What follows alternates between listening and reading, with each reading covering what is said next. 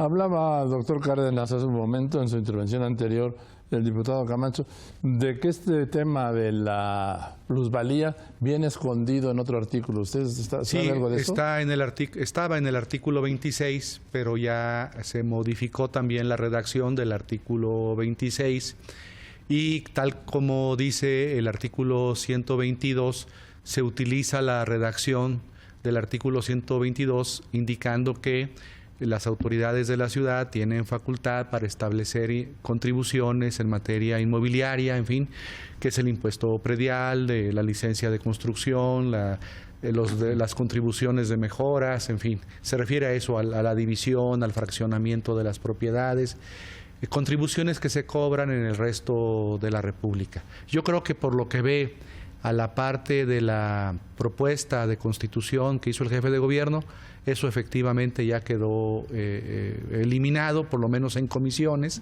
Falta ver la discusión en el Pleno.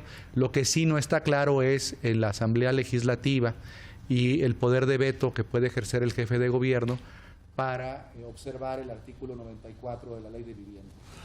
Senador Cordero. Bueno, de nuevo, pues está muy raro, ¿no?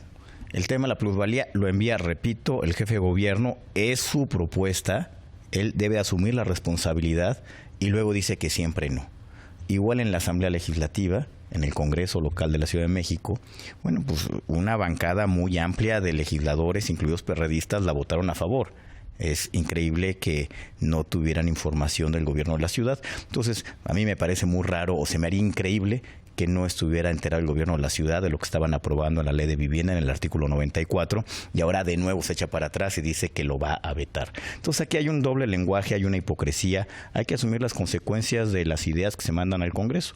Y mire, efectivamente en la Ley de Vivienda pasó una versión un poco diferente, pero sigue siendo lo mismo, la apropiación de la plusvalía como un mecanismo de hacerse recursos para la ciudad.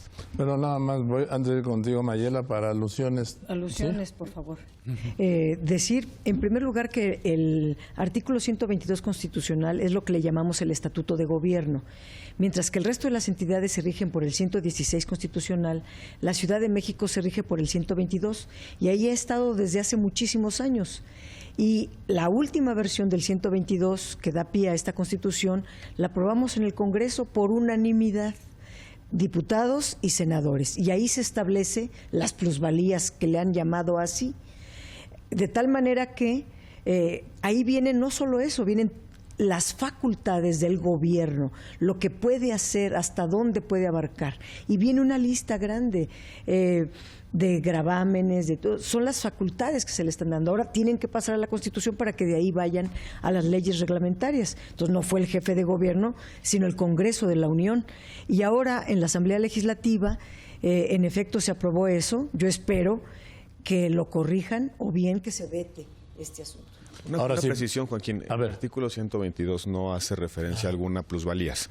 Lo que habla, no, la palabra no aparece en el 122. De lo que habla son contribuciones de mejora, cambios de valor, propiedad inmobiliaria y un detalle de lo que significa la potestad tributaria de la Ciudad de México. La plusvalía es la ganancia que se genera a partir de un bien o de un hecho económico, de la titularidad de un bien.